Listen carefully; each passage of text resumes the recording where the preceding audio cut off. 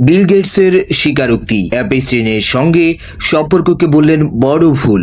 Bill Gates ফাউন্ডেশনের কর্মীদের কাছে অতীতের একটি বিতর্কিত সম্পর্কের জন্য ক্ষমা চেয়েছেন। তিনি স্বীকার করেছেন কুখ্যাত অর্থলগ্নিকারী জেফ্রি অ্যাপস্টাইনের সঙ্গে তার যোগাযোগ ছিল এবং সেটিকে তিনি বড় ভুল বলে আখ্যা দিয়েছেন। একটি টাউন হল বৈঠকে গেটস জানান 2011 থেকে 2014 সালের মধ্যে তিনি অ্যাপস্টাইনের সঙ্গে কয়েকবার সাক্ষাৎ করেন। এই সময় তিনি অ্যাপস্টাইনের ব্যক্তিগত বিমানে ভ্রমণ করেন এবং যুক্তরাষ্ট্র ও ইউরোপে বিভিন্ন বৈঠকে অংশ নেন। তবে তার দাবি তিনি কোনো অবৈধ কাজে জড়িত ছিলেন না এবং ভুক্তভোগীদের সঙ্গে কখনো যোগাযোগ করেননি। গেটস আরও স্বীকার করেন তার জীবনে দুটি বিবাহ বহির্ভূত সম্পর্ক ছিল, তবে তিনি স্পষ্ট করেন এসব ব্যক্তিগত ঘটনার সঙ্গে অ্যাপস্টাইনের অপরাধমূলক কর্মকাণ্ডের কোনো সম্পর্ক নেই। এই বক্তব্য সামনে আসার পর নতুন করে প্রশ্ন উঠছে, গেটস কেন এমন একজন বিতর্কিত ব্যক্তির সঙ্গে সম্পর্ক রেখেছিলেন? যদিও তিনি একে ভুল সিদ্ধান্ত বলেই ব্যাখ্যা দিয়েছেন, তবুও বিষয়টি নিয়ে আন্তর্জাতিক অঙ্গনে আলোচনা আরও তীব্র হচ্ছে।